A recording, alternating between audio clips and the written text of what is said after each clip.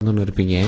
இனி வரக்கூடிய காலகட்டங்கள் தான் இதுக்கு தான் நம்ம வாழ்ந்தோம், இந்த வாழ்க்கையை நம்ம எப்படியாவது இன்னும் சூப்பராக கொண்டு போயிடணும் அப்படிங்கிற மாதிரி நீங்கள் வந்துடுவீங்க.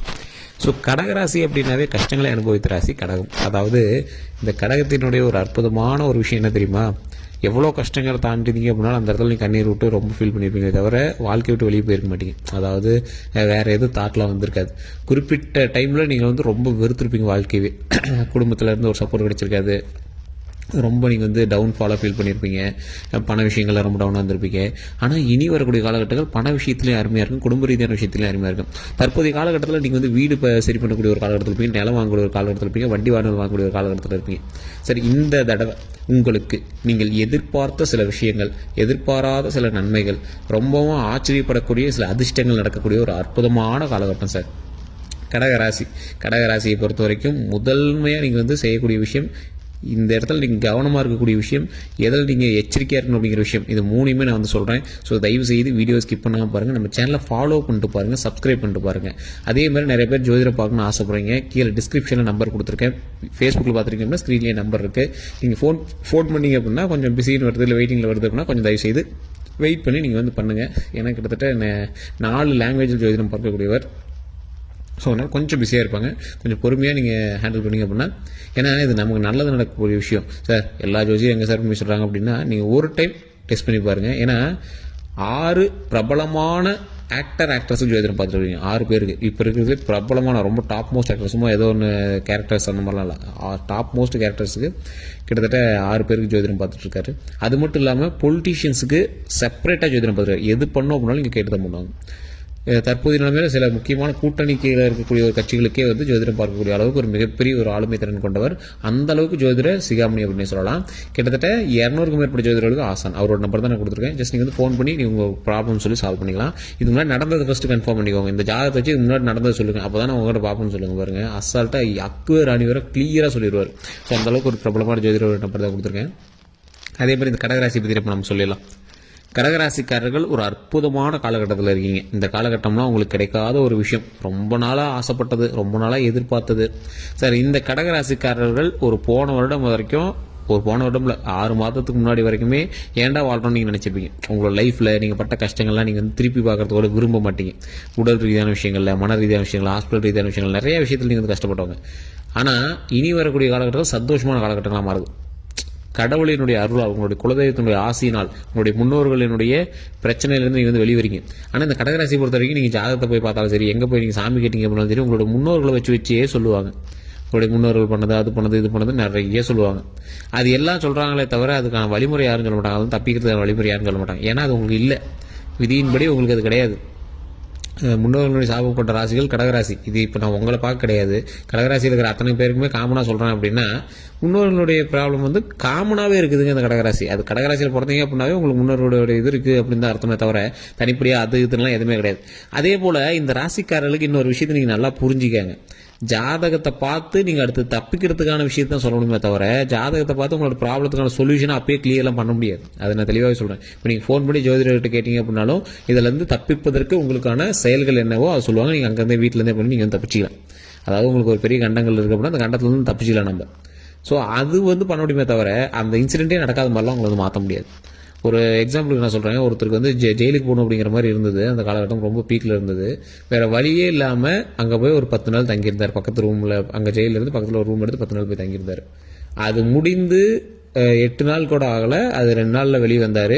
டக்குன்னு ஒரு வண்டியில் மாட்டி ஸ்டேஷனுக்கு போயிட்டு வரக்கூடிய காலகட்டங்கள் ஆயிடுச்சு. அவருக்கு எதுவும் இஷ்யூஸ்லாம் ஆகலை, பட் ஆனால் ஒரு வண்டி அவர் மாட்டி போய் ஸ்டேஷனில் போய் ஜாமீன் போட்டு போயிட்டு வர மாதிரி காலகட்டங்கள் ஆயிடுச்சு. அது ஜாதகத்தின் ஒரு முக்கியமான ஒரு அம்சம். அந்த மாதிரி பிரச்சனைகள் இருந்துச்சு அப்படின்னா சிம்பிளாக கூட சால்வ் பண்ணி விடுறது அது ஒரு முக்கியமான அம்சம். ஸோ அது மாதிரி தான் நீங்கள் எடுத்துக்கணுமே தவிர கம்ப்ளீட்டாக சரியாகும் அப்படிங்கிறத விதியை யாராலையும் சரி பண்ண முடியாது. இனி நன்மைகள் நடக்கும் அப்படிங்கிறது விதி. நீண்ட ஆயுள் உண்டு, உடல் ஆரோக்கியம் உண்டு, மன மகிழ்ச்சி உண்டு, சந்தோஷம் உண்டு, உடல் ஆரோக்கியம் உண்டு. ஸோ இனி வரக்கூடிய காலகட்டத்தில் நன்மையாக நடக்கும் அப்படிங்கிறது விதி. அதனால் கவலைப்பட தேவையில்லை, அதை மாற்றவும் தேவையில்லை, அது கரெக்டாக இருக்கும். நீண்ட ஆயுள் உண்டு, உடல் ஆரோக்கியம் உண்டு, மன வலிமை உண்டு இனி வரக்கூடிய காலகட்டங்களில்.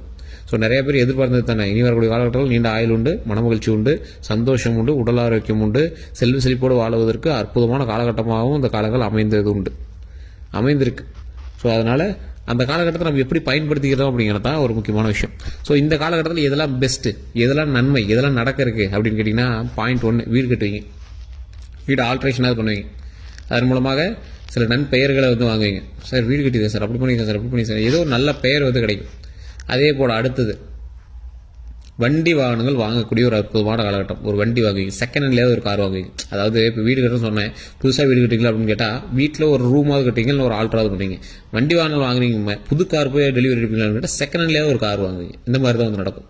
அதே போல் தொழிலில் ஓரளவுக்கு நல்ல மேன்மை அடையக்கூடிய ஒரு காலகட்டம். ஒரு 1000 ரூபாயாவது ப்ரொமோஷன் கிடைக்கும். ரொம்ப பெருசாக இல்லை, 1000 ரூபாய் ப்ரொமோஷன் கிடைக்கும்.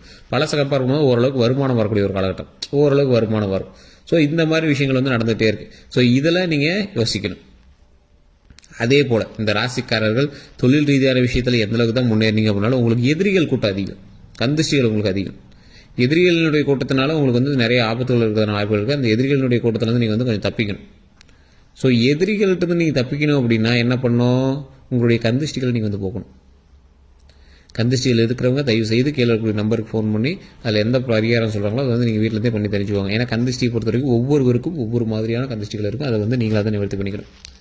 ஸோ தொழில் அக்கறை இருப்பவர்கள், தொழில் மீது அக்கறை இருப்பவர்கள், தொழில் தனியாக பண்ணக்கூடியவங்க ஒரு சில பல பூஜைகளும் இருக்குது. அதை நீங்கள் லோக்கல்லே ஜோதிடர்கிட்ட கொடுத்து நீங்கள் வந்து பண்ணிங்க அப்படின்னாலும் ஓகே தான். அப்படி இல்லை அப்படிங்கிறவங்க நீங்கள் ஒரு முக்கியமான தெய்வத்தை வந்து வழிபட்டீங்க அப்படின்னா போதுமான. திருப்பதி ஏழுமலையானுடைய புகைப்படத்தை தொழில் செய்யக்கூடிய இடத்துல வச்சு, திருப்பதி ஏழுமலையானுங்கிறது தனியாக நிற்பார், தனியாக இருக்கும். லட்சுமி தேவி வந்து தனி ஃபோட்டோவை கூட வாங்கி வச்சுக்கோங்க. திருப்பதி ஏழுமலையான் நின்ற கோலத்தில் வைர கிரீடத்தில் ராஜ அலங்காரத்தில் தனிப்படியாக நிற்பார். ரொம்ப சுறுசுறுப்புக்கு பேர் போனவர், சுறுசுறுப்பான பேர் கொண்டவர். அவர் வந்து நின்ன இடத்துல செல்வம் குளிக்கும் அப்படிங்கிறது ஒரு முக்கியமான. தொழில் செய்யக்கூடிய இடத்துல நீங்கள் அதை பண்ணுங்கள். அதே மாதிரி வேலைக்கு போகக்கூடிய கடகராசிகள் மோஸ்ட்லி அதிகமாக தொழில் பண்ண மாட்டாங்க. ஒரு 90% வந்து வேலைக்கு தான் போவாங்க, ஒரு 10% தான் தொழில் பண்ணுறதுக்கு போவாங்க. ஸோ வேலைக்கு போகிற இடத்துல உங்களுக்கு போட்டிகள் ரொம்ப அதிகமாக இருக்கும், அலைச்சல் சம்மந்தப்பட்ட வேலைகள் அதிகமாக இருக்கும். கடகராசி பொறுத்தவரை ஸ்கின் சம்மந்தப்பட்ட பிரச்சனை எப்பயுமே இருக்கும். மருவோ தேம்பலோ ஒயிட்டோ ஏதோ ஒன்று வந்து உங்கள் ஸ்கின் சம்மந்தப்பட்ட பிரச்சனைகளாக இருக்கும். அதிலேருந்து நீங்கள் கொஞ்சம் சரி பண்ணிட்டீங்க அப்படின்னா ரொம்பவே நல்லது. அந்த பிரச்சனையிலேருந்து நீங்கள் வெளியே வரணும் அப்படின்னாலும் நீங்கள் வந்து உடல் ஆரோக்கியத்தில் கொஞ்சம் கவனமாக வச்சுக்கணும். ஸோ தேம்பல் இந்த மாதிரி விஷயத்தெல்லாம் கொஞ்சம் கவனமாக வச்சுக்கணும். ஸ்கின் சம்மந்தப்பட்ட விஷயத்தில் எப்பவுமே கொஞ்சம் கவனமாக இருங்க. தற்போதைய நாட்கள் உடல் வந்து கொஞ்சம் பெருத்திருக்கும். உடல் சம்மந்தப்பட்ட விஷயத்தில் கொஞ்சம் ஹாஸ்பிட்டல் பிளட் செக்அப் அதெல்லாம் பார்த்துருப்பீங்க. எல்லாமே நார்மல் அப்படின்னு தான் சொல்லியிருப்பாங்க, பெரிய இஷ்யூஸ் இல்லை அப்படின்னு சொல்லியிருப்பாங்க. ஸோ என்ன இருந்தாலும் உடல் ஆரோக்கியத்தில் கவனம் தேவை. மற்றபடி உங்களுக்கு எந்த ஒரு இஷ்யூஸும் கிடையாது. கல்வி சம்மந்தப்பட்ட விஷயத்தில் கொஞ்சம் கவனமாக இருங்க. தொழில் சம்மந்தப்பட்ட விஷயத்தில் கொஞ்சம் கவனமாக இருங்க. கூட இருக்கக்கூடிய உறவுகள்கிட்ட கொஞ்சம் கவனமாக இருங்க. இப்போ வந்து நீங்கள் உங்களுடைய சொந்தங்களுக்கு சீர் செய்யக்கூடியது, சொந்தங்களுக்கு ஹெல்ப் பண்ணுறது, அண்ணன் தம்பிக்கு கொஞ்சம் ஹெல்ப் பண்ணுறது, பணம் கொடுத்து ஹெல்ப் பண்ணுறது, நிலம் வாங்குறது, வீடு வாங்குறது, இந்த மாதிரி விஷயங்கள்லாம் அமையக்கூடிய ஒரு காலகட்டம். எல்லாமே ஒரு பேக்கப் தான், உங்களுக்கு ஒன்றும் பிரச்சனை கிடையாது. எல்லாமே வந்து ஒரு இன்வெஸ்ட்மெண்ட் தான். அப்படி தான் நீங்கள் வந்து எடுத்துக்கணுமே தவிர அது பிரச்சனை இது பிரச்சனை எடுத்துக்கூடாது. அதே மாதிரி மன ரீதியான சில முன்னெடுப்போடு மன ரீதியாக ஒரு சாட்டிஸ்ஃபேக்ஷனாக வந்து மற்றவங்களை செய்யுங்க.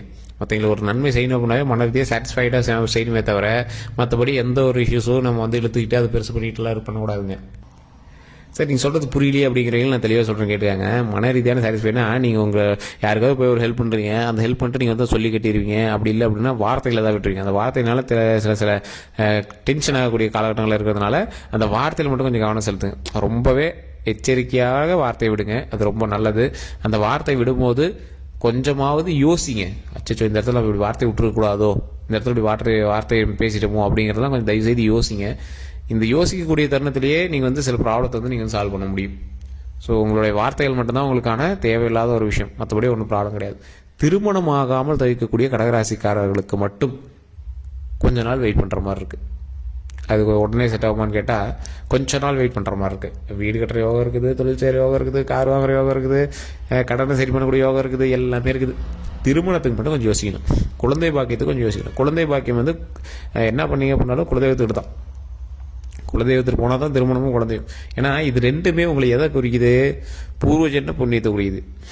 அதுலேயும் எதை குறிக்குது, உங்களுடைய முன்னோர்களினுடைய சாபங்களோ முன்னோர்களினுடைய புண்ணியங்களோ தான் உங்களை வந்து குறிக்குது. ஸோ இது ரெண்டும் உங்களோட அடிப்படையில் இல்லை, நீங்கள் பண்ணதோடைய விதியின் அடிப்படையில் அது கிடையாது. உங்களுடைய முன்னோர்களினுடைய விதியின் அடிப்படையில் தான் உங்களுக்கான அடுத்த வாழ்க்கை வந்து தொடரும். செல்வ செழிப்பு தொழிலெலாம் வந்து உங்களுடைய விதியின்பால் வர்றது. அதே மாதிரி குழந்தை பெறும் திருமணமும் உங்களுடைய தாய் தந்தையர் உங்களுடைய மூதாதையர்கள் செய்கிறதுனால வருது. அதனால தான் சொல்கிறது, நீங்கள் ஒழுங்காக இருங்கடா, நீங்கள் எந்த தப்பும் பண்ணாமல் இருந்தால் தான் அடுத்தடுத்த வாரிசுகளுக்கு எந்த பிரச்சனையும் வராமல் இருக்கும் அப்படிங்கிறது. ஸோ ஒவ்வொருத்தரும் நம்மளோட முன்னோர்கள் கரெக்டாக இருந்தாங்க அப்படின்னா நமக்கு கரெக்டாக நல்லதே நடக்கும். ஸோ அதனால தான் நிறைய பேர் சொல்லுவாங்க, ஒவ்வொரு ஜாதகத்தின்படி முன்னாடி ஒரு 2 திருமணம் பண்ணவன் 3 திருமணம் பண்ணவன்லாம் கொஞ்சம் அமைதியாக இருக்கு சொல்லுவாங்க. இப்போல்லாம் அந்த கிழமை ஒழுங்காக இருந்தாலும் நாங்கள் நல்லா இருந்திருப்போமே அப்படிலாம் நம்மளோட வீட்டில் பெரியவங்கள்லாம் நிறைய பேர் சொல்லிலாம் முன்னாடி கேள்விப்பட்டிருப்பீங்க. ஸோ நம்மளுடைய முன்னோர்கள் நல்லா இருந்தாங்க, அதனால தான் நம்மளும் நல்லா இருப்போம் அப்படிங்கிற மாதிரி இருக்கணும். ஸோ ஸோ இப்படி தான் நடக்கும். ஸோ அதனால் எப்போவுமே வந்து நம்ம நடந்துக்கிறத பொறுத்து அடுத்தடுத்த ஜென்ரேஷன்ஸ் வந்து உருவாகும். அதனால் எப்போவுமே நடந்துக்கிற விஷயத்தில் கொஞ்சம் கவனமாக நடந்துக்கணும். ஸோ இதை நம்ம வந்து இந்த வீடியோ மூலமாக சொல்கிறது. இனி வரக்கூடிய விஷயங்கள் நல்லா இருக்குது. உங்களுடைய திருமண தடைகள் இருக்கிறவங்க மட்டும் தயவுசெய்து ஃபோன் பண்ணி அதற்கான ப்ராப்ளத்தை நீங்கள் வந்து சொல்லி சால்வ் பண்ணிக்கோங்க. மற்றபடி வேறு ஏதாவது கருத்துக்கள் இருந்தால் மறக்காம கமெண்ட் செக்ஷன் பதிவிடுங்க. கீழே கூடிய நம்பருக்கு ஃபோன் பண்ணி பேசுறீங்க. உங்களுக்கு நன்றி.